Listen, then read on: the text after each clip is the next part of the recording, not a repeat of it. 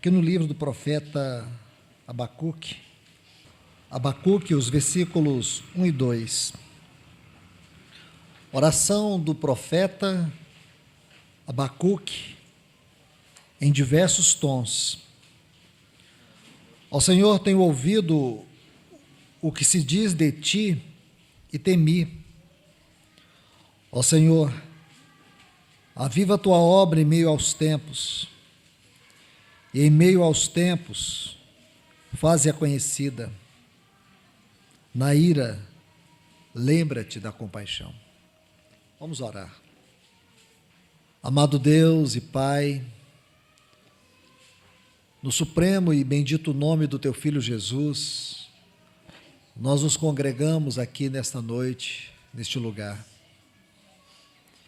Pedimos a Tua ajuda, o Teu socorro, Tua graça, para que possamos desfrutar do poder eficaz da Tua voz. Pai, em nome de Jesus, nós entregamos a Ti esta reunião e a direção desta reunião, em especial esse tempo da Tua palavra, ao Teu Santo Espírito. Clamamos ao Senhor, vem nos ajudar a agarrar com força as verdades destes textos que nós acabamos de ler. No grande nome de Jesus é que nós oramos. Amém. Meus irmãos e irmãs, meu encargo é compartilhar especialmente sobre este versículo 2 do livro do profeta Abacuque, capítulo 3, tomando aqui esta frase: ó Senhor, aviva a tua obra. O meu apelo é que todos nós possamos ter um coração rendido diante do Senhor para meditarmos sobre este tema tão importante, irmãos. Um tema que já tem sido falado, há muitos livros escritos, e precisamos buscar diante do Senhor o que realmente este assunto tem a ver com a nossa vida, em especial nós que estamos vivendo esta hora tão delicada, onde se impera uma apostasia tão terrível, que tem devastado a fé e o evangelho cristão. Quando nós olhamos a palavra de Deus e a realidade que nós vivemos, nós percebemos que há não somente uma distância histórica, mas uma distância de realidade espiritual. Quando nós pensamos no avivamento, eu creio que muitos pensamentos nos vêm à mente. Primeiro, sobre muitos avivamentos que aconteceram, eles tiveram um começo e um fim. A gente sempre pensa, então, que avivamento é uma experiência passageira na vida da igreja. E qual seria a intenção de Deus em trazer um avivamento para nós aqui? Será que esse avivamento seria algo fundamental no sentido de promover a igreja, promover a obra da igreja, a evangelização, promover o crescimento numérico da igreja numa cidade? Eu creio, irmãos, que este não é o objetivo de Deus no que se refere este avivamento, ou este último avivamento. E por que digo último avivamento? Porque é justamente este o ponto central desta palavra, o grande e último avivamento, antes da volta do Senhor. Na Bíblia, nós temos uma evidência clara, que nós vamos examinar e ver que, antes da volta do Senhor, haverá um grande avivamento. E o curioso é que nós não temos examinado isso com seriedade. A maneira como nós temos vivido a vida cristã não é a maneira que Deus planejou e deseja que nós vivamos. Hoje a igreja vive muito na superficialidade, na periferia. As coisas essenciais da fé cristã, elas não têm sido buscadas com veemência. A gente percebe hoje uma igreja tão desfocada, irmãos. A apostasia é uma grave e terrível doença que tem assolado a igreja. A igreja tem vivido uma apostasia generalizada, uma frieza, uma indiferença, um coração petrificado, endurecido. Não há quebrantamento verdadeiro. Nós temos uma cervical que não se curva, que não se rende. Eu tenho visto em muitos locais onde, durante a reunião, os irmãos permanecem tão atentos, tão quebrantados, mas é um quebrantamento e uma atenção que só dura o tempo da palavra. Ao final da palavra, tudo se perde. Tive uma experiência agora, esta semana mesmo, numa reunião, onde o Senhor trouxe uma palavra tão contundente sobre a condição da igreja. E os irmãos, ao final da palavra, oraram, arrependeram, choraram. Mas quando terminou a reunião, e eu estava saindo do local, estava com um irmão. Eu via os irmãos brincando, contando piada, rindo, uma festa. E o Senhor tem me inquietado, não nesta reunião dessa semana, mas já há algum tempo. É um povo que usa máscara para receber a palavra só durante aquele período, aquela 1 hora. É um quebrantamento que dura no máximo 1 hora. Mas ao final da reunião, tudo volta à normalidade. O quebrantamento não existe. As confissões de pecado só foram ali.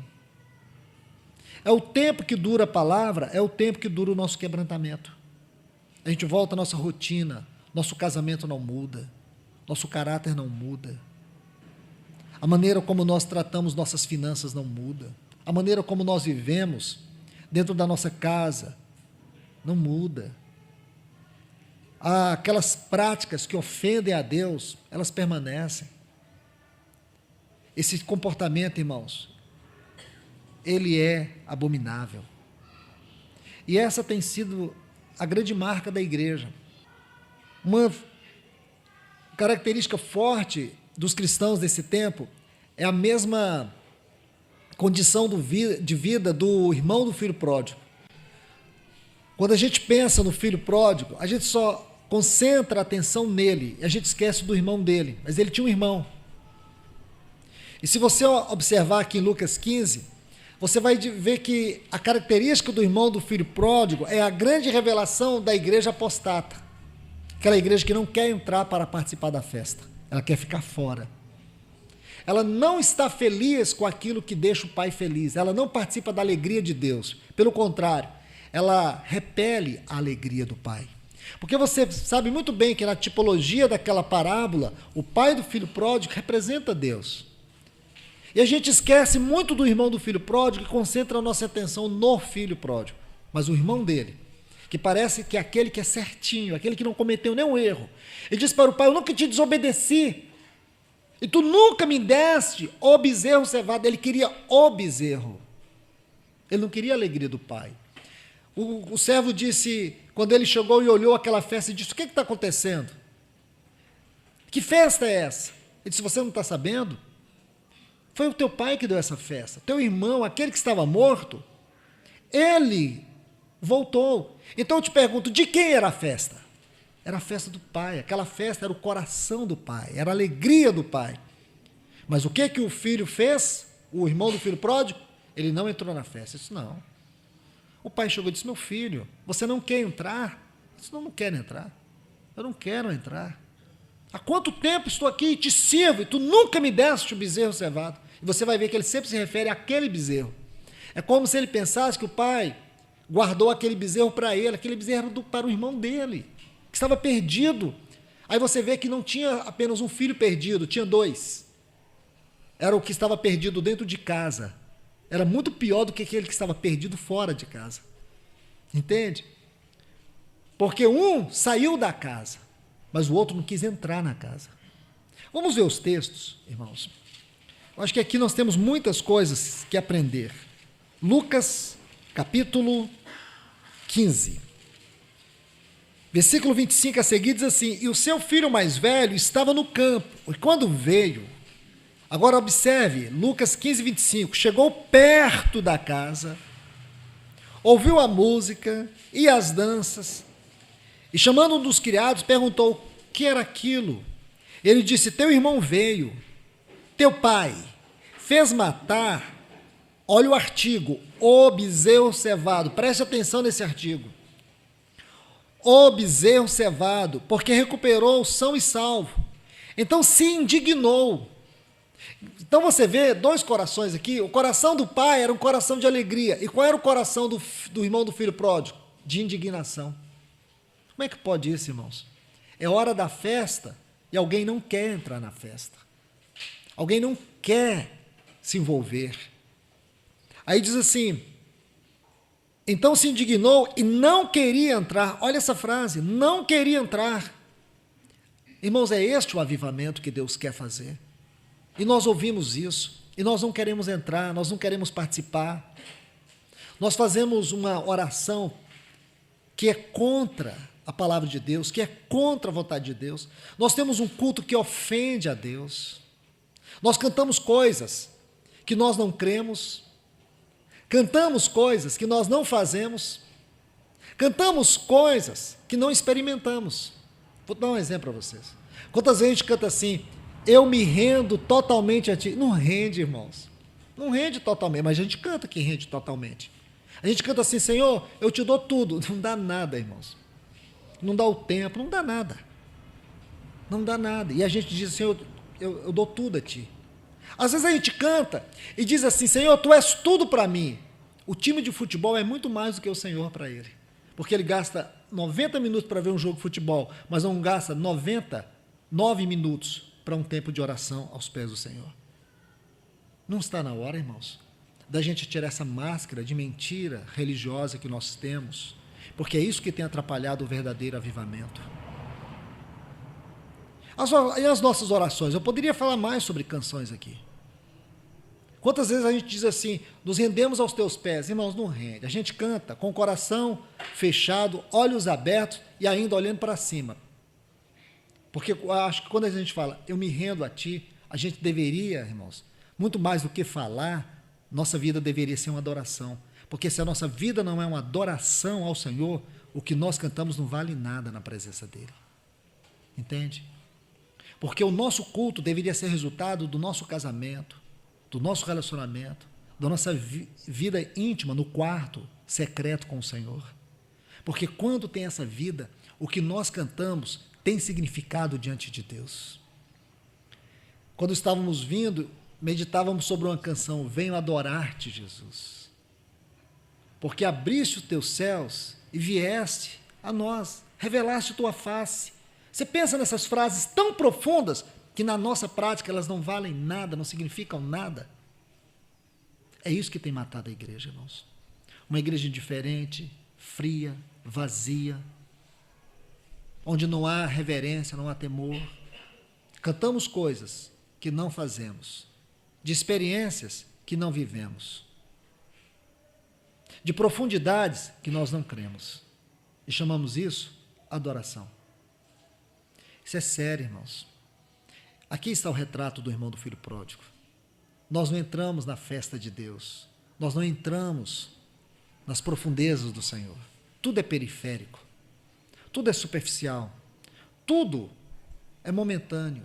Daqui a pouco nós voltamos à nossa rotina, onde Deus não é o centro dela, onde Deus não é o foco dela. Se o nosso trabalho não glorifica o Senhor, se a nossa casa não glorifica o Senhor. E quando eu falo casa, eu falo de lar, porque muitos têm casa, mas não têm lar. Casa é uma coisa, irmãos, casa até o governo ajuda você a ter. Lar, só o Senhor, através do seu Espírito, da sua palavra, nos ajuda a edificar. Então, isso é tão sério, irmãos. Este tem sido o último chamado de Deus para estar presente ora. Nós somos uma igreja que estamos morrendo cantando hinos, morrendo lendo a Bíblia, morrendo espiritualmente ouvindo mensagens. E o chamado do Senhor é para que nós nos posicionemos na nossa vocação celestial, para que nós venhamos nos alinhar em direção aos movimentos do trono de Deus, para prepararmos o caminho para a volta do nosso Senhor Jesus. O Senhor está colocando os fundamentos do seu juízo sobre as nações. Olhe à sua volta. Esse mundo está melhor neste ano de 2018 do que no ano de 2017? É melhor? Melhorou alguma coisa, irmãos?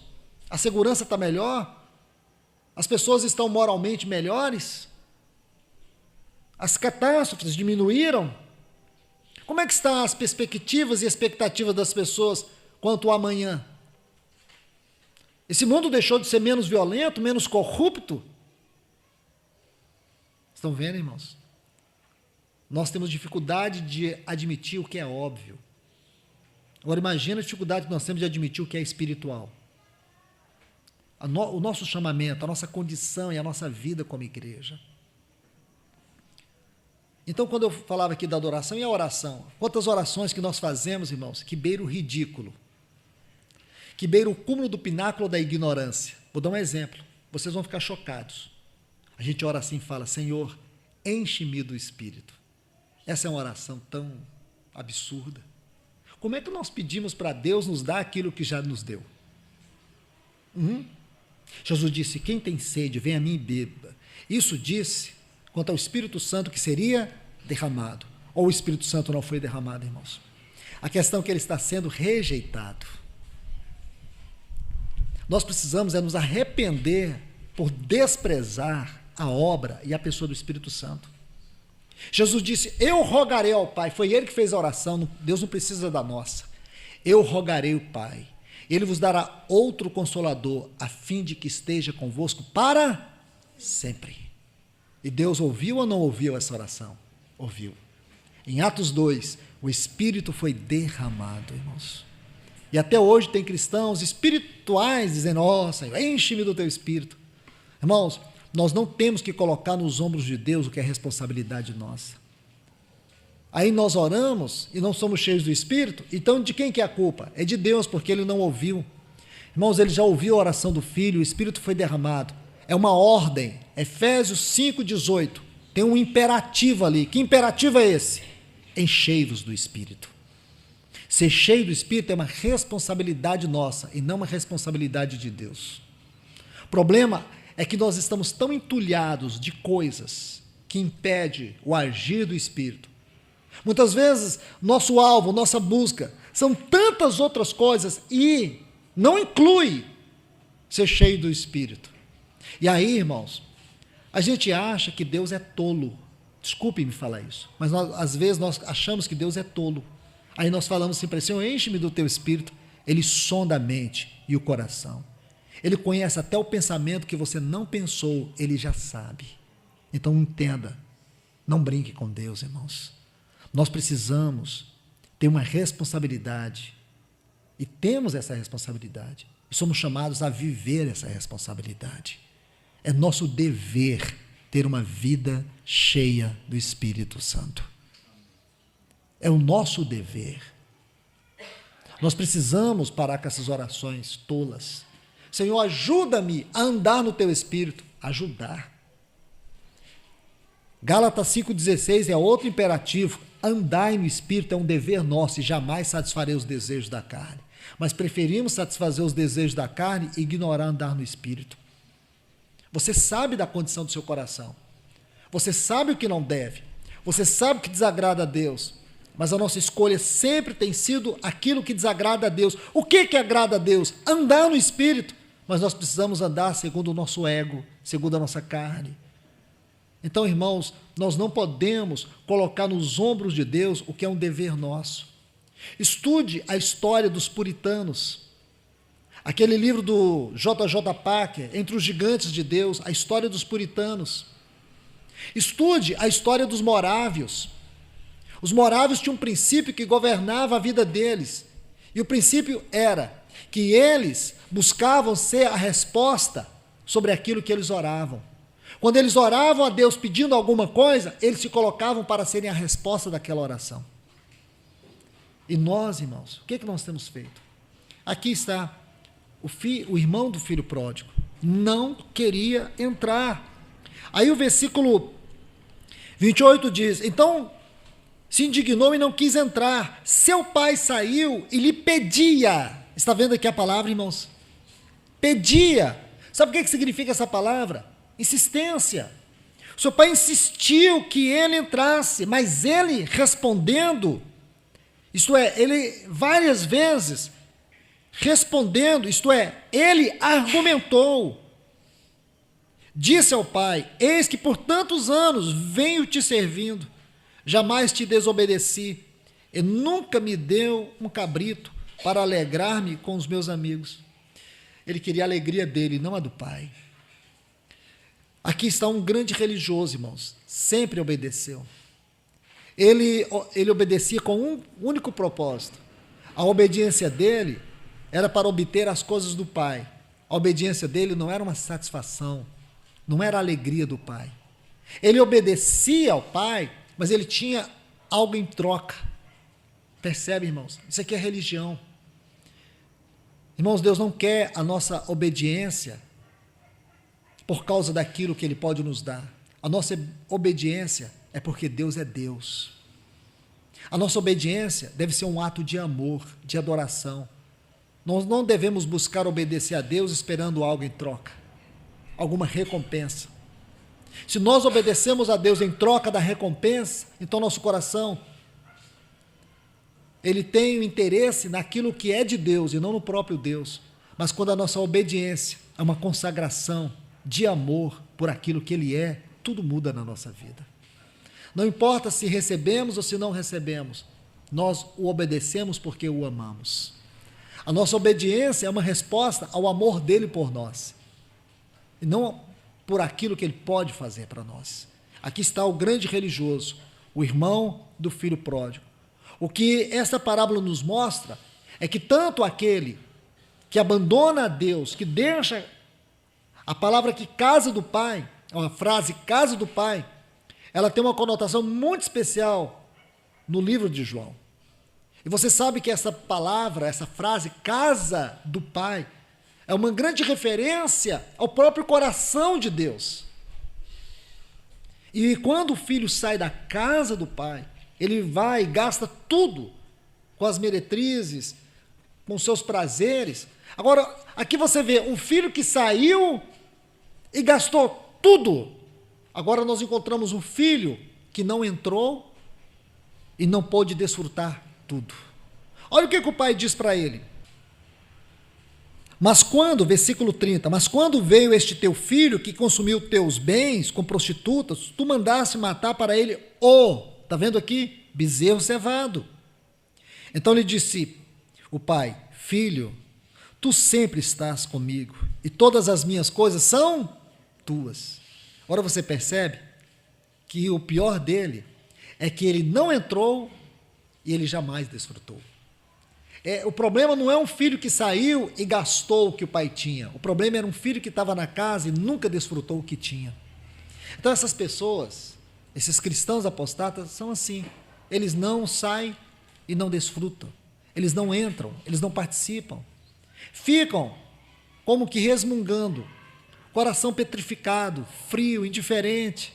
O pai está ali tão feliz. Deus anela por esse avivamento, irmãos. Deus anela que a igreja encontre o caminho para este avivamento. Que nós deixemos de ser como este irmão do filho pródigo. Que a gente saia da nossa posição que incomoda a Deus. Que nós venhamos deixar o lado de fora e entrar para dentro. Aqui nós vemos um relato diferente de Laodiceia. Em Laodiceia é o Senhor que está fora. Aqui na história do irmão do filho pródigo, é ele que está fora. A festa está acontecendo lá dentro e ele está fora. E o pior, ele não quer entrar. O pai convida, ele não quer entrar. Eu creio que não existe um coração pior do que esse, irmãos. O coração que não regozija com aquilo que alegra o coração de Deus. Então hoje, irmãos, esse assunto avivamento é sério, porque só ele pode nos libertar deste cristianismo de aparência, desta igreja institucional ou religiosa. Somente este avivamento poderá levar a igreja de volta para aquilo que ela foi chamada. Somente este avivamento pode nos despertar na nossa verdadeira ou da nossa verdadeira vocação celestial. Então vamos aqui meditar rapidamente sobre o livro de Abacuque. Vou falar de maneira bem rápida sobre este livro e depois caminharmos em alguns princípios. Este livro, ele tem 3 assuntos. O primeiro assunto está aqui no capítulo 1 e o versículo 1. Diz assim, Abacuque, capítulo 1 e o versículo 1. Oráculo que teve em visão o profeta Abacuque. Essa palavra oráculo, a tradução dela do hebraico significa encargo. Encargo. Capítulo 2. Nós vamos ver o segundo tema deste livro. O versículo 2 diz: E o Senhor me respondeu e disse, escreve a visão. Então, o segundo tema deste maravilhoso livro é a visão, com artigo, irmãos. A visão. E capítulo 3, versículo 1, está assim, oração do profeta Abacuque. Então, oração. Quais são os 3 temas do livro do profeta Abacuque? Encargo, visão e oração. Se você estudar este livro, você vai ver que ele funciona aqui como esses 3 grandes degraus. Encargo, visão e oração. Deixe-me falar outros pontos significativos deste livro, porque ele é singular, irmãos. O profeta Abacuque, possivelmente ele tenha vivido, ou alguns defendem, que ele viveu naquele tempo do rei Manassés. Alguns creem que possivelmente ele tenha vivido aí. Porque você sabe muito bem que a partir desse momento, começa-se um período em que Deus vai trabalhar usando uma nação ímpia. Isso converge especialmente depois que Josias morre e vem a Babilônia e leva a nação de Judá para o cativeiro da Babilônia, que durou 70 anos. O reino do norte, as 10 tribos, que é conhecida como Israel, já havia sido levado para o cativeiro da Síria. E agora, Deus vai usar a Babilônia para tratar com o reino do sul, que é Judá e Benjamim. Outros estudiosos acreditam que o profeta Abacuque, possivelmente ele seja um contemporâneo de Jeremias. Ele viveu não o início da crise, mas ele viveu o final da crise. E aqui está uma particularidade que eu especialmente acredito que seja exatamente aqui que ele tenha vivido, embora não desconsidero o que os outros estejam dizendo, porque não há uma precisão sobre isso. O certo é que ele viveu nesse tempo aí. Agora, irmãos, o que é interessante no livro do profeta Abacuque, que diferentemente dos outros livros proféticos, porque os profetas, eles eram aqueles que falavam da parte de Deus. Eles recebiam de Deus uma palavra e comunicavam ao povo esta palavra. Abacuque não. Abacuque, ele não é um profeta que fala da parte de Deus. Abacuque é um profeta que fala a Deus. Não há aqui no livro de Abacuque nenhuma profecia onde ele vai diretamente exortar o povo, onde ele vai condenar o pecado do povo. Abacuque é um profeta que ele vai falar com Deus o que muitas pessoas, ou que possivelmente todos nós aqui, não tenhamos coragem de falar. Ele não consegue entender por que Deus vai tomar uma nação ímpia, uma nação moralmente pior do que o seu povo, para disciplinar o seu povo. Por mais que Israel estivesse em apostasia, ou Judá estivesse em apostasia, Abacuque não entendia por que Deus iria usar essa nação ímpia para disciplinar o seu povo. Deixe-me ler aqui os primeiros versículos do capítulo 1, só para você entender. Ele diz assim, versículo 2 a seguir, até o 4. Até quando, Senhor, clamarei e não ouvirás? E gritarei a ti por causa da violência e não salvarás.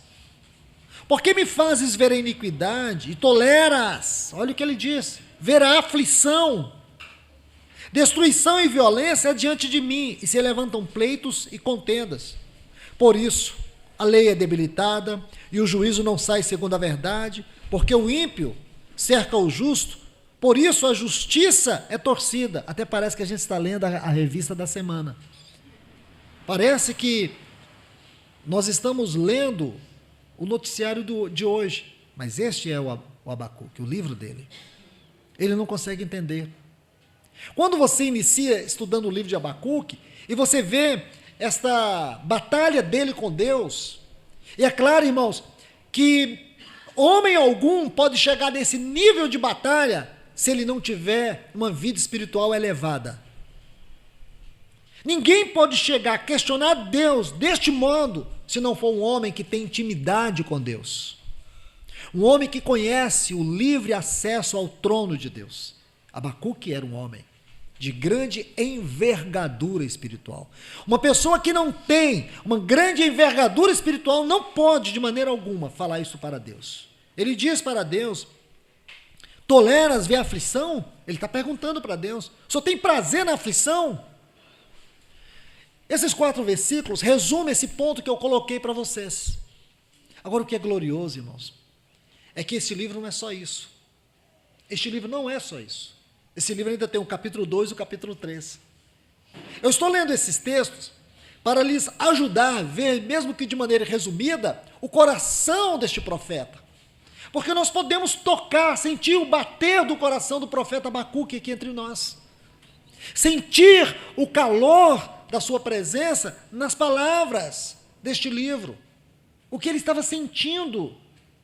Ele não entendia como Deus poderia, na sua eterna justiça, permitir aquela que ele chamava de injustiça. Mas ele não é um livro de desesperança. Este é um livro de grande esperança. E o capítulo 2 vai nos mostrar isso. Talvez seja o nosso assunto amanhã, a vida cristã nos lugares celestiais. Porque aqui no capítulo 1, é um profeta profundamente quebrantado, por sentir que o povo de Deus vai ser massacrado por um povo extremamente ímpio. Mas aí no capítulo 2, ele diz assim, olha o versículo 1, estarei em meu posto de vigia. Você sabe que esse posto de vigia é um lugar alto. E diz assim, sobre a fortaleza firmarei o pé e velarei. Sabe o que ele está dizendo aqui? Eu vou vigiar, eu vou ficar acordado, eu não vou dormir para ver o que me dirá e o que me responderá no tocante à minha queixa. Isso eu não vou dormir, eu vou subir na torre de vigia, eu vou subir nos lugares mais altos, e ali eu vou ficar acordado, até, olha o que ele diz, até ver o que ele vai me dizer no tocante às minhas queixas.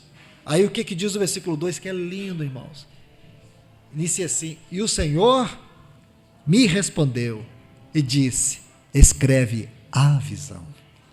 Que lindo esse livro, irmãos. Então aqui ele tem uma visão, e o grande tema dessa visão é, o justo viverá pela fé. O justo viverá pela fé. Então você vê que um livro que começa com um homem que não tem esperança, um homem que está perdendo a expectativa, um homem que está angustiado diante de Deus, como que termina o livro de Abacuque? Você já parou para meditar nisso? Olha o versículo 17 até o 19. Olha a esperança deste profeta. Ele diz, pois ainda que a figueira não floresça, nem haja fruto nas vides, ainda que falte o produto da oliveira, e os campos não deem mantimentos, e as ovelhas faltem no aprisco, e não haja vaca nos currais, contudo, ele diz, contudo, olha que palavra, irmãos, contudo, eu me alegrarei no Senhor, e me regozijarei no Deus da minha salvação. O Senhor Deus é a minha fortaleza, o qual faz meus pés como o das servas, e em minhas alturas, nos lugares celestiais, me faz andar. Aí termina assim, ao chefe dos cantores sobre os meus instrumentos de corda. O que é isso, irmãos? Isso aqui é a verdadeira oração. É a oração que é adoração. Porque se adoração, ela não é oração, não é um falar com Deus. E se o nosso falar com Deus não é uma adoração, então tudo está em ruínas. Se você se lembrar, quando eu iniciei aqui, eu estou usando a Reina Valera, que diz assim, oração do profeta Abacuque em diversos tons. É uma oração em forma de música. Por quê, irmãos? Por que música? Por que ele está adorando enquanto está orando? Porque é uma oração que ela é cheia de certeza. Por que ele está adorando nesta oração? Porque ele tem certeza que Deus vai ouvir a sua oração. E qual é a sua oração aqui? Aviva, ó Senhor, a tua obra. Então, irmãos, que nós sejamos a resposta para esta oração. Deixe-me agora colocar um outro ponto. Por que eu creio que antes da volta do Senhor, nós vamos experimentar um grande avivamento? Eu convido vocês a examinar comigo, e creio que aqui gastaremos algum tempo, no livro de Atos dos Apóstolos, em especial, o capítulo 1. Atos dos Apóstolos, capítulo 1. Aqui neste capítulo, nós temos um dos períodos mais importantes do ministério terreno de Cristo Jesus. Meus irmãos, deixe-me colocar isso para vocês. Geralmente nós cremos que o ministério do nosso Senhor, ele teve aquela primeira fase, até os 33 anos, alguns podem dizer assim, dos 30, do batismo até o Monte Hermon, que é o primeiro período, que são os 3 anos e meio, os 3 anos, me perdoe, e depois os últimos 6 meses do seu ministério, que é do Hermon até o Gólgota. O livro de Lucas, ele nos oferece uma didática perfeita. Se você pegar do capítulo 1 ao capítulo 4, nós temos os 30 anos do ministério de Cristo. Do capítulo 4 até o capítulo 9, nós temos os 3 anos do ministério de Cristo. E do capítulo 9 até o capítulo 24, nós temos os 6 meses do ministério de Cristo. Mas, irmãos, o ministério de Cristo não compreende apenas desses 2 períodos. Existe um período que talvez seja o mais significativo. Por quê? Porque este período foi o mais íntimo. Os 2 primeiros períodos tinha o grande enfoque, o mundo, o evangelho sendo pregado pelo nosso Senhor a todas aquelas regiões por onde ele passou. Depois, se você observar, e isso está de maneira muito clara no Evangelho de Lucas, a partir do capítulo 9, quando ele desce do Monte Hermon, 7 vezes, Lucas vai dar ênfase que Jesus estava indo para Jerusalém. Então nós podemos colocar essa grande ênfase nessa jornada dele a Jerusalém, ao Gólgota. Porém, irmãos, há um outro período e que, para mim, é o mais significativo deles. Por quê? Por causa da nossa realidade de igreja. Por aquilo que aconteceu no livro de Atos e que nós precisamos refletir seriamente aos pés do Senhor. Foram aqueles 40 dias que duraram desde a ressurreição até a ascensão. Para muitos, o nosso Senhor ascendeu aos céus imediatamente após a ressurreição. Isso está errado. O nosso Senhor ressuscitou, ele ascendeu 40 dias depois. Durante esse período, nós temos registrado 10 aparições do Senhor. E cada uma dessas aparições precisam ser examinadas, porque algumas delas contêm lições preciosas para nós. O capítulo 1 do livro de Atos resume para nós, em poucas palavras, o que foram aqueles 40 dias e quais as implicações para nós como igreja. Meus irmãos, vamos meditar nisso, mas permita-me abrir um parêntese aqui para inserir um ponto significativo. Está aqui no capítulo 2 do livro de Atos, a partir do versículo 17. Aqui está uma profecia muito importante. Lembre-se, irmãos, isso é importante, isso é um princípio. Peço a você que não ignore esse princípio. Muitas profecias na Bíblia, elas tiveram um cumprimento parcial e depois um cumprimento final. Cumprimento parcial e cumprimento final. Muitas profecias. Em Joel capítulo 2, desde o versículo 25 até o 29, você vai ver essa profecia que é citada por Pedro aqui em Atos 2. Aqui no livro de Atos, nós temos o cumprimento parcial dessa profecia, que aconteceu lá no Pentecoste. Porém, Pedro adiciona uma frase extremamente significativa e algumas palavras e declarações de Pedro aqui, que são citações do livro do profeta Joel, estas citações provam para nós que ainda não houve o cumprimento final desta profecia. Então vamos à leitura e farei uma exposição para que vocês entendam um pouco sobre isso. Atos 2,17 diz assim, e acontecerá, olha essa frase, é importante, nos últimos dias. Joel não cita nos últimos dias. Joel cita, e acontecerá que derramarei do meu espírito sobre toda a carne. Porém, Pedro, aqui ele vai fazer essa citação extremamente significativa para nós. E acontecerá nos últimos dias, diz o Senhor, que derramarei do meu espírito sobre toda a carne, vossos filhos, vossas filhas profetizarão, vossos jovens terão visões, vossos velhos sonharão sonhos, e até sobre meus servos, sobre minhas servas, derramarei de meu espírito naqueles dias, e profetizarão.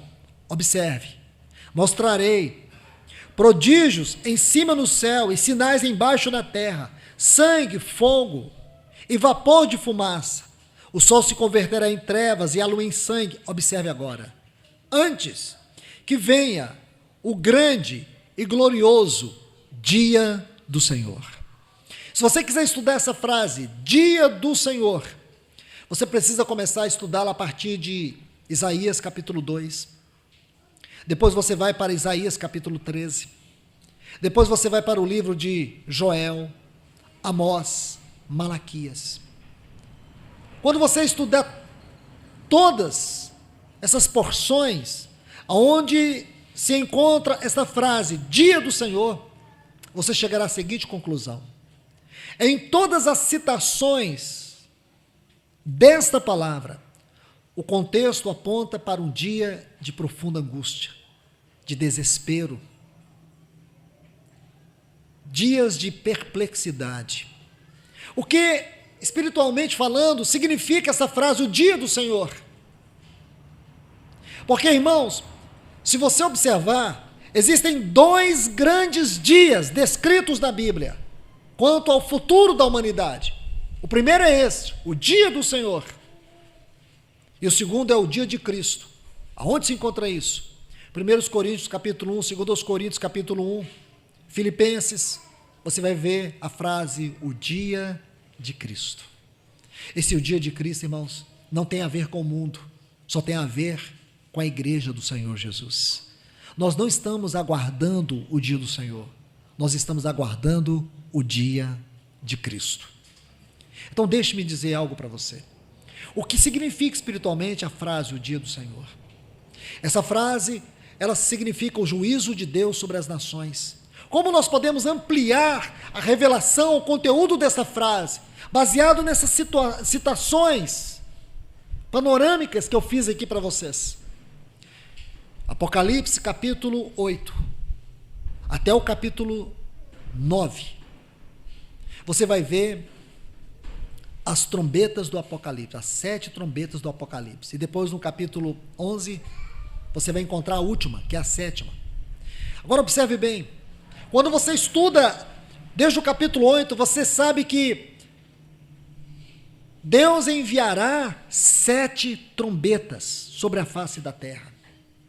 A primeira trombeta será uma grande, terrível chuva de granizo. A segunda trombeta, um grande meteorito vai cair sobre o mar. A terceira trombeta, um absinto, virá e vai atingir as fontes das águas, possivelmente no Brasil, porque aqui se concentram as maiores fontes de águas. Os maiores aquíferos estão aqui, especialmente no Brasil. O Alter do Chão e o Aquífero Guarani. O Alter do Chão e o Aquífero Guarani. Preste atenção nisso, irmãos. Possivelmente será no Brasil. Então, a quarta trombeta. Haverá um grande eclipse. Um grande eclipse, como nunca houve. A quinta trombeta está no capítulo 9 de Apocalipse. Diz que haverá uma crise mundial tão terrível que as pessoas entrarão em profundo desespero e sentirão como que golpeadas com picadas de escorpiões. A sexta trombeta diz que haverá uma terrível, uma grande, como nunca houve, guerra mundial. A sétima trombeta está no capítulo 11 de Apocalipse. Essa sétima trombeta, ela tem muitos eventos, dentre eles, a volta do nosso Senhor Jesus Cristo para a sua igreja. Então, meus irmãos, quando você lê aqui no livro de Atos dos Apóstolos, e você vê essa frase, antes que venha o grande dia do Senhor, o que é que essa profecia está dizendo? É que antes que venha o grande dia do Senhor, Deus fará uma grandiosa visitação à sua igreja. E que visitação é essa, irmãos? É este avivamento final, que vai preparar, vai purificar a igreja, vai despertá-la para que ela desempenhe o seu chamamento celestial. Porque, meus irmãos, como nós temos vivido a vida cristã nesse tempo? Nós não temos nenhuma ansiedade pela volta do Senhor. Nós não temos um desespero por isso. Nós não oramos pela volta do Senhor. Oramos, irmãos, eu estou enganado. Será que existe uma intensidade no nosso coração por este assunto? A volta do Senhor é o nosso assunto? Não, irmãos. O nosso assunto de oração é as nossas dívidas, é os nossos entretenimentos, os nossos prazeres, não os interesses de Deus. O Senhor anela buscar a sua igreja, mas como Ele pode buscar uma igreja que não quer ir? Deixe-me colocar alguns textos para você sentir o quadro disso, sentir como esse assunto é tão sério. E eu creio que esses textos, eles vão perscrutar o nosso coração. Por favor,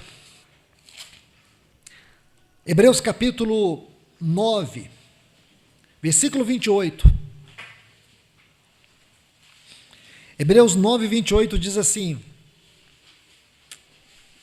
assim também Cristo foi oferecido uma vez para levar os pecados de muitos. Agora observe, e aparecerá uma segunda vez, sem relação com o pecado, aos que, olha o que está na minha Bíblia, o esperam ansiosamente, porque é assim que está no texto original. Irmãos, honestamente, se veja na luz dessa palavra como um espelho. Será que nós esperamos ansiosamente o nosso Senhor? Será que existe no nosso coração uma extrema ansiedade para encontrar com o Senhor? Parece que não, irmãos. Parece que não. Deixe-me adicionar mais um texto a este. 2 Pedro, capítulo 3. 2 Pedro, capítulo 3, versículo 12. Está assim: aguardando e apressando. Sabe esta palavra, apressando? É um vocábulo no texto original que traduz assim: apressando e desejando ansiosamente a vinda do dia de Deus. Desejando ansiosamente.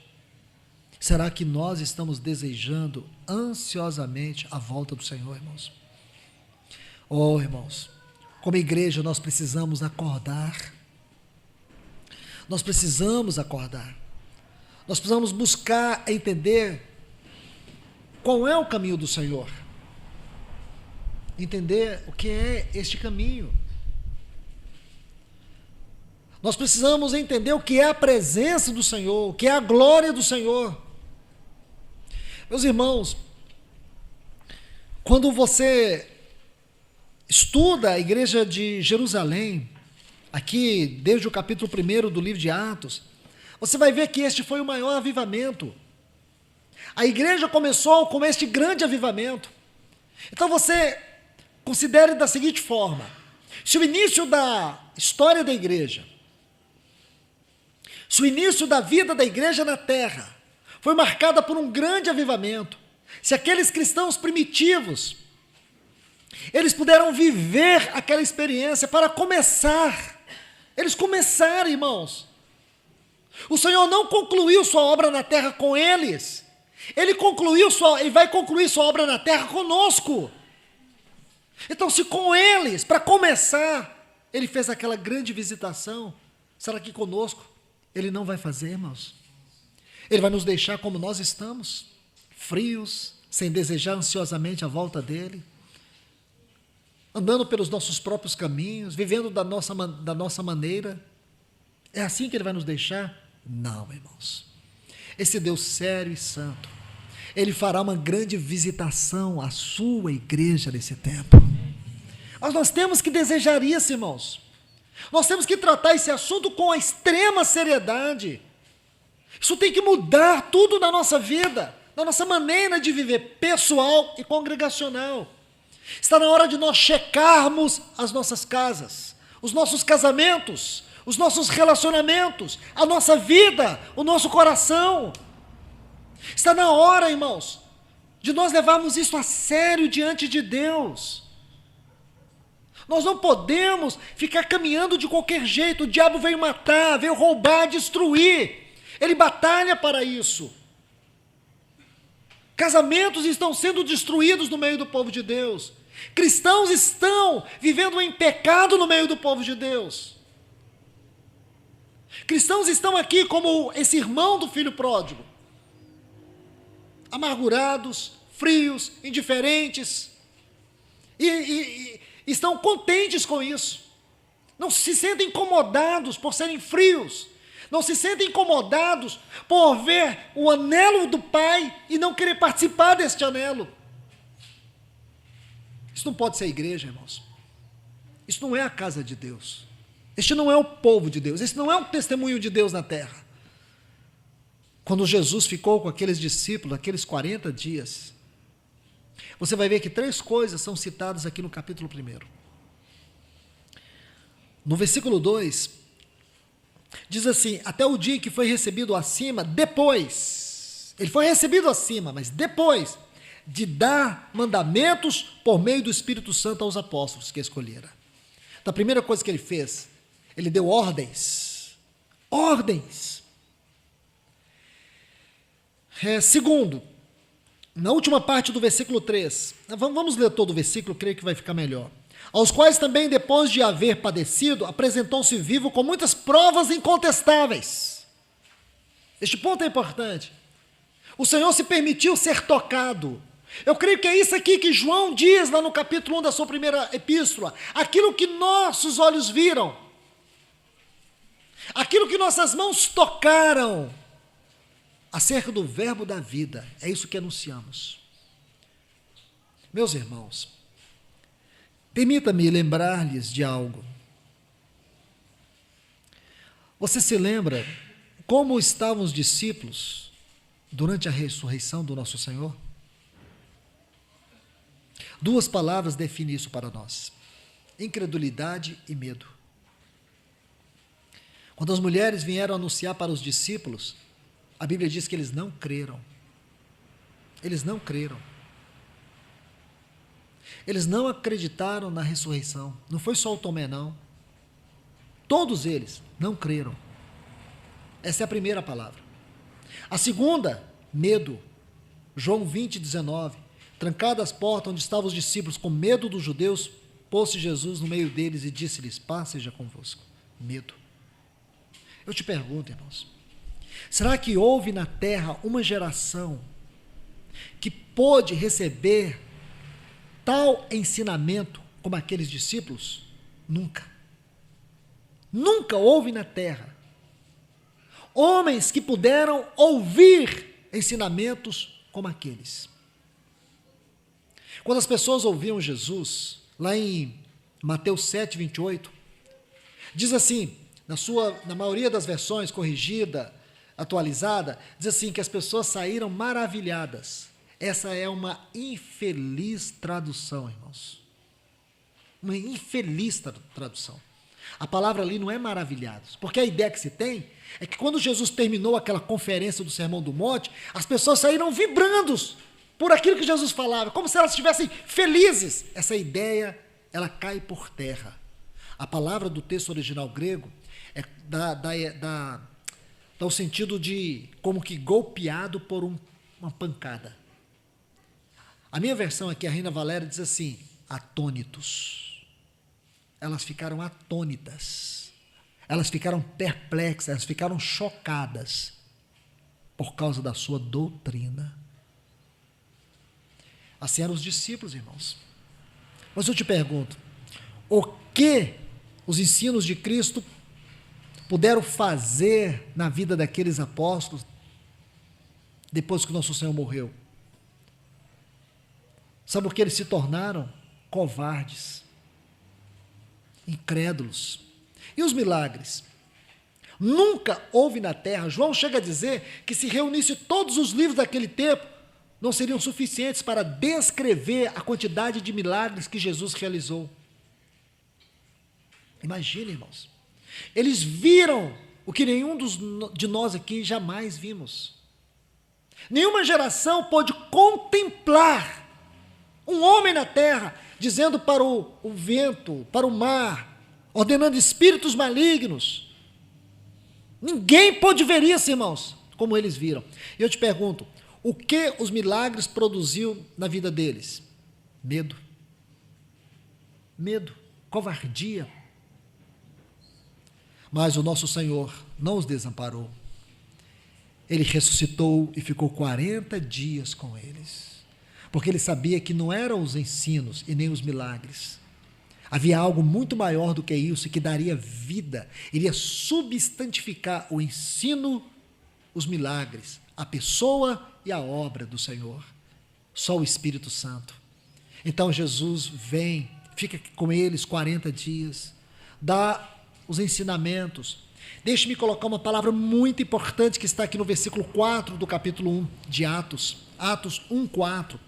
Diz assim, e estando reunido com eles, está vendo essa palavra reunido? Essa é uma palavra que no texto original ocorre uma única vez em todo o Novo Testamento. É uma palavra especial, irmãos. Lucas tomou esta palavra assim, com muito cuidado para colocar aqui. Essa palavra, permita-me colocar da seguinte forma, ela é formada por uma preposição. E essa preposição, a tradução dela do grego para o português, dá a ideia de unir, de intimidade. É sum, é unir a algo. Então, quando você toma apenas o termo como está traduzido aqui, reunido, não extrai a força dela. Então, significa que o Senhor Jesus, ele estava tendo naqueles 40 dias uma comunhão íntima com os seus discípulos. Ele estava unido a eles. A palavra é sunalizo, é unido a. Nós podemos dizer que aqui está a parte mais íntima do ministério de Cristo Jesus com os seus discípulos. Aqueles 40 dias. Aí depois, irmãos, no versículo 8, o Senhor Jesus, ele diz assim para os discípulos, mas recebereis poder ao descer sobre vós o Espírito Santo. Essas foram suas últimas palavras.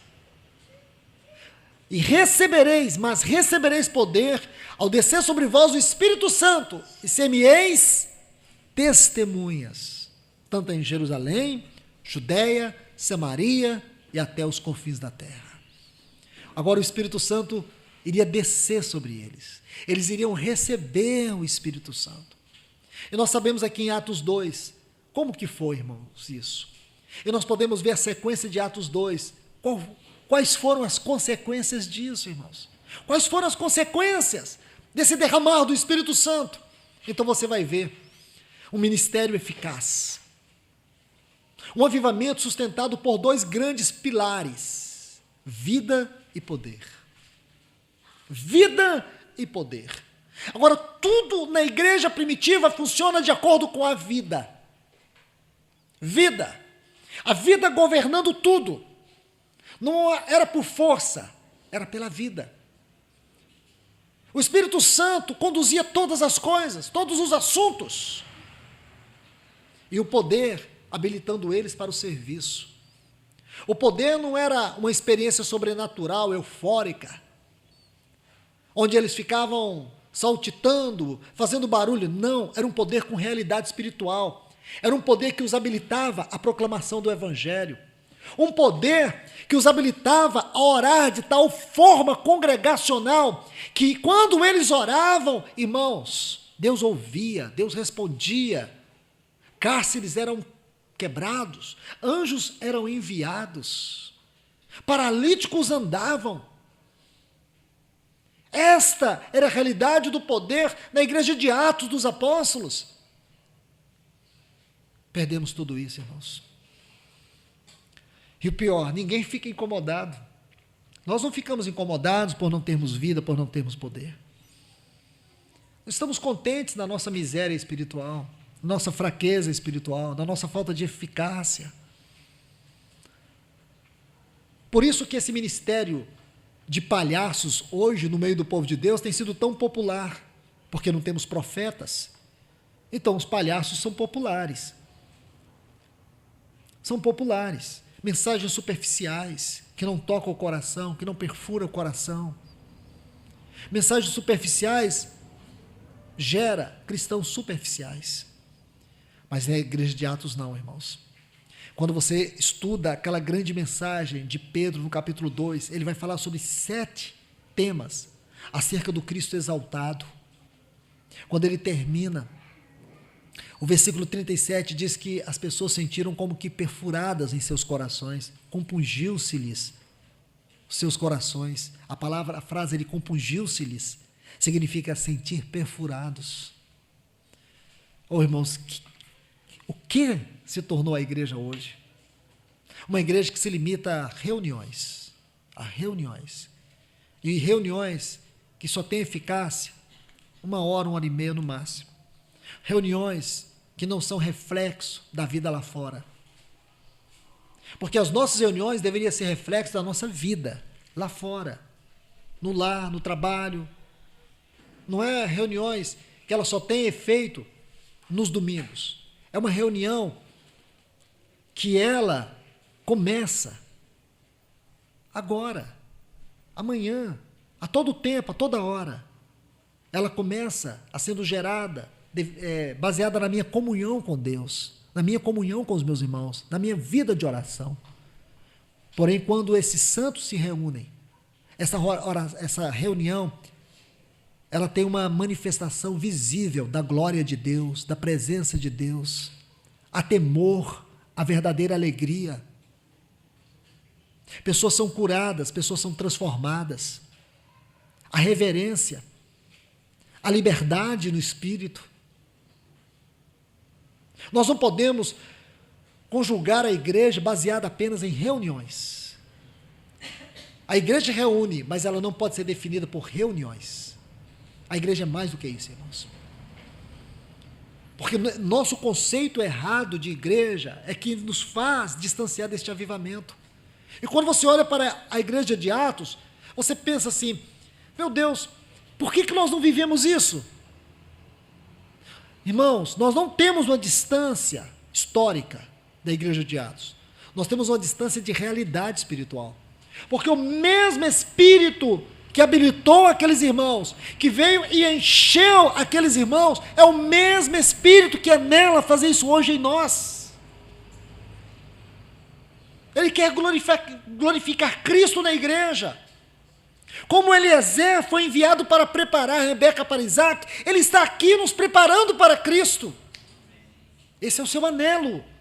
Mas qual tem sido a nossa resposta, irmãos? A nossa resposta muitas vezes tem sido fazer orações desconexas, adorações superficiais.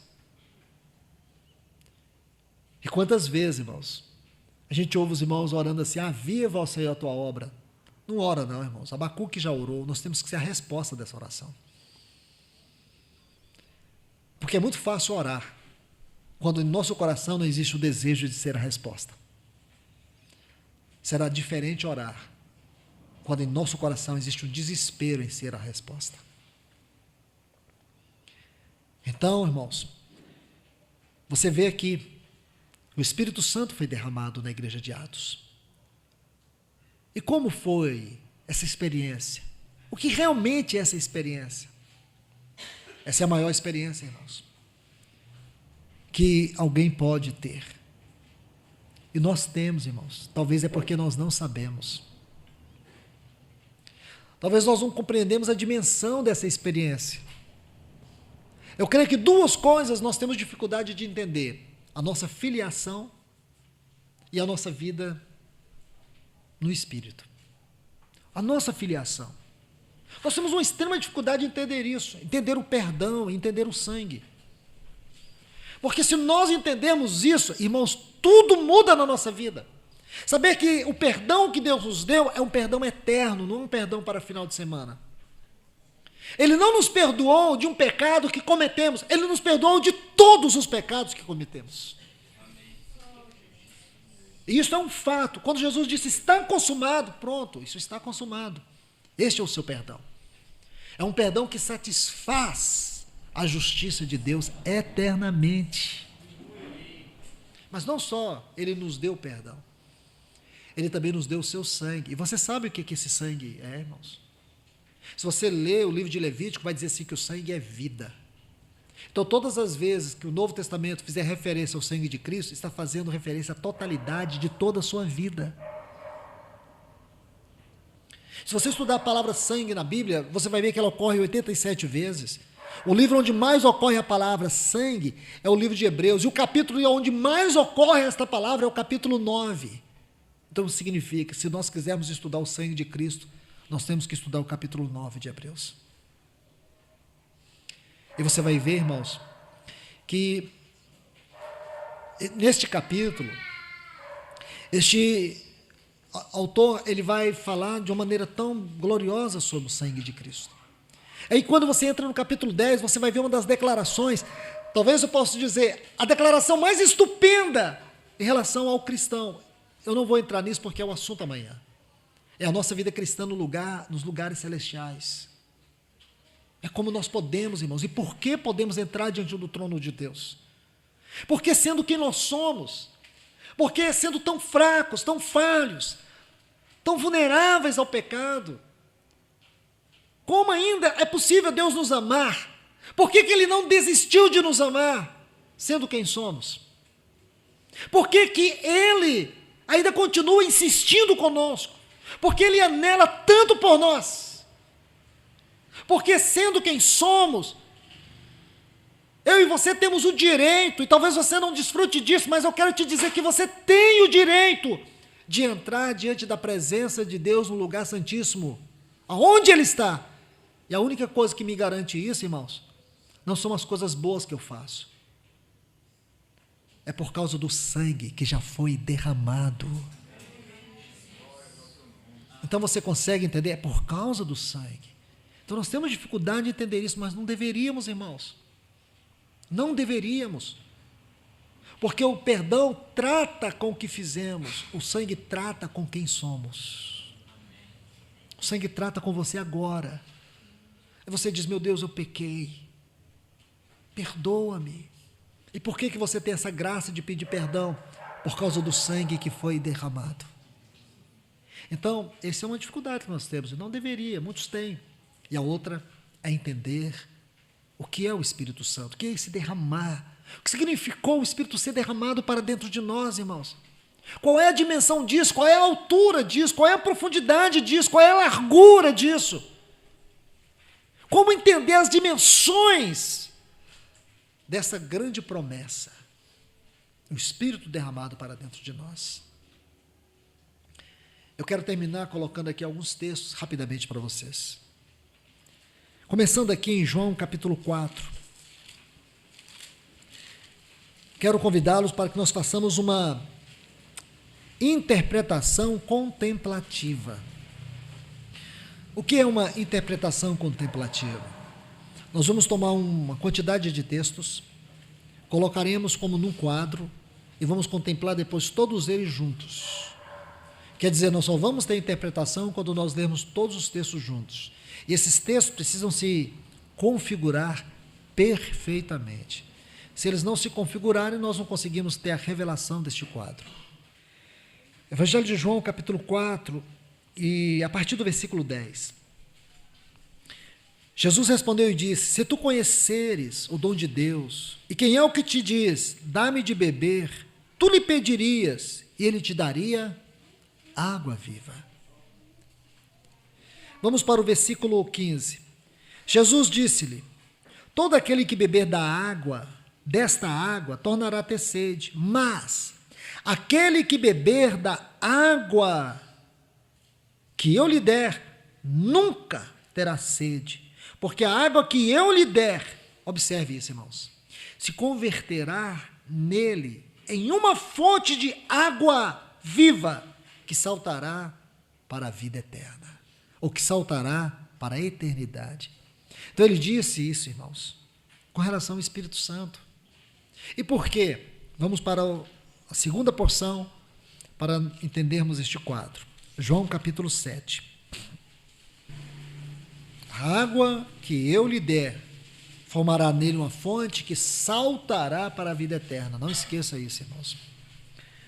João capítulo 7, versículos 37 a 39.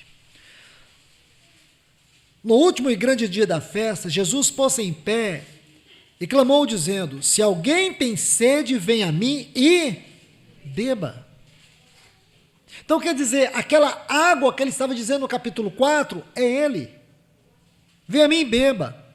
Quem crê em mim, como diz a Escritura, do seu interior correrão rios de águas vivas. Isso não tem a ver com o que ele disse, do seu interior vai formar uma fonte que saltará para a vida eterna, rios de água viva. Agora observe, isso disse do Espírito que receberia os que crescem nele, pois o Espírito Santo não fora dado porque Jesus ainda não havia sido glorificado. Vamos à última porção, Apocalipse capítulo 22. Versículo 1 diz: depois me mostrou um rio limpo da água, não é da água da vida. Então, este rio da água da vida, e a Bíblia, irmãos, tem que ser interpretada hermeneuticamente dessa forma. Significa que aquilo que Jesus disse em João 4, João 7, é esse mesmo rio. É este mesmo rio, limpo da água da vida, resplandecente como um cristal, que saía do trono de Deus e do Cordeiro. Então aqui nós temos essa última citação. Então nós temos um quadro. Então nós sabemos que este rio, do capítulo 4 e do capítulo 7, é uma referência ao Espírito que procederia de Cristo. Este é o inefável dom de Cristo dado a nós. Este Espírito Santo, ele procederia de Cristo como um rio, e ele viria para o nosso interior. Então aqui nós temos, irmãos, as duas pontas deste rio. Este rio é o Espírito Santo, que está lá em João capítulo 7.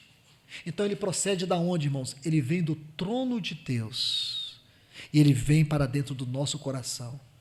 Significa, irmãos, que o Espírito Santo foi derramado para isso, irmãos, para nos ligar ao trono de Deus. E foi isso que aconteceu na igreja de Atos. Agora, irmãos, o Espírito Santo foi derramado para dentro dela. Este Espírito Santo onisciente, ele está dentro de nós, mas ele também está no trono de Deus. Agora a eternidade veio derramada para dentro de nós. E aí você vai entender, irmãos, que na igreja de Atos, essa grande bênção derramada teve 2 fundamentos. Qual o nome desses 2 fundamentos? Vida e poder. Isso está em Lucas capítulo 24 e o versículo 49. Quando Jesus fala da promessa do Pai, ficai em Jerusalém, até que do alto sejais revestidos de poder. Eis que envio sobre vós a promessa de meu Pai, ficai em Jerusalém, até que do alto sejais revestidos de poder. Espírito de poder. Quando foi que o Espírito Santo foi derramado como poder para dentro da igreja? Em Atos 2. Agora veja o Espírito de vida.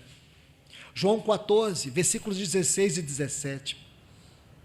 Jesus disse: eu rogarei ao Pai, e Ele vos dará outro Consolador, a fim de que esteja convosco para sempre.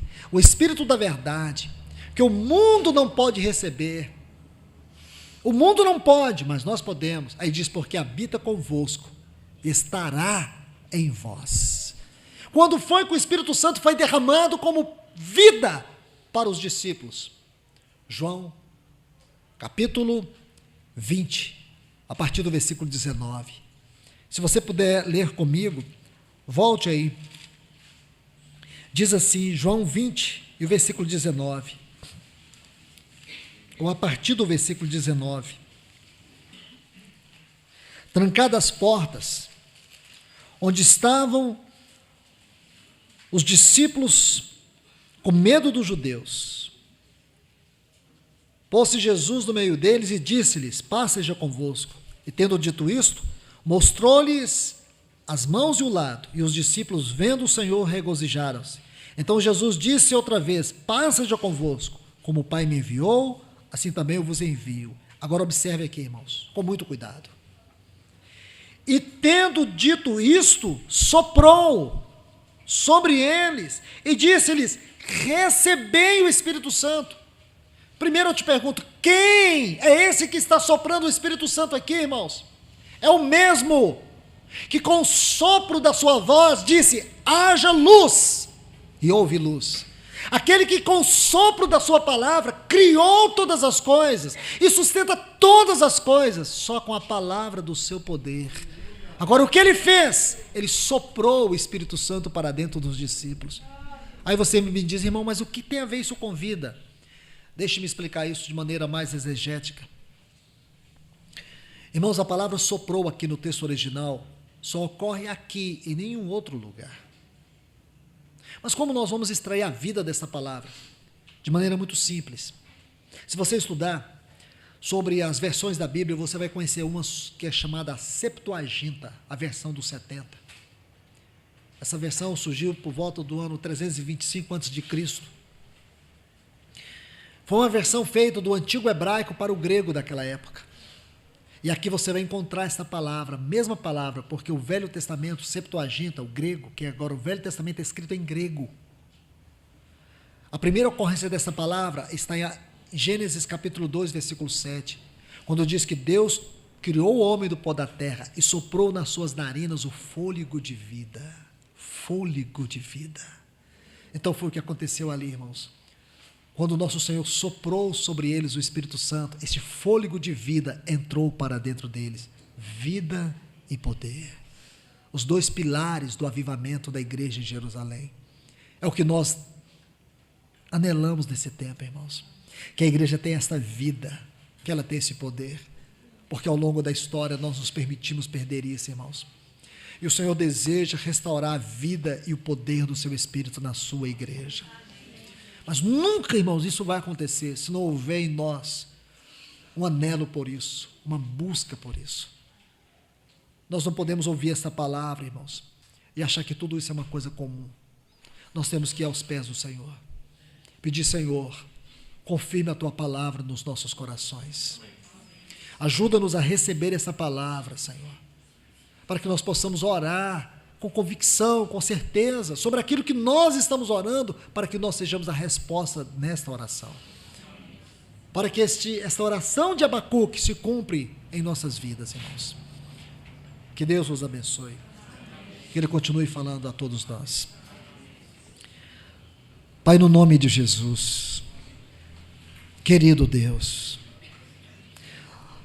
nós te bendizemos por esse tempo que nós estamos aqui aos teus pés. Senhor, nos ajude a receber essa palavra deste lugar, nesta noite. Ajuda-nos, Senhor, não apenas a ouvir, mas a ser conquistados, perfurados por esta palavra. Ó Deus, nos ajuda, Senhor. Prossiga com a tua palavra falando a todos nós, que nós possamos, Senhor, durante esta noite, ainda continuar impactados pelo som da tua voz nos nossos ouvidos, no nosso coração. Deus, ajuda-nos, Senhor. Ajuda-nos, Senhor, a levar a tua palavra a sério. Quebranta, Senhor, o nosso coração, quebranta a nossa serviço, Senhor. Rogamos a ti nesta hora, não permita que essa palavra volte vazia, porém que ela cumpra o teu propósito entre nós. Rogamos a ti no nome de Jesus. Amém.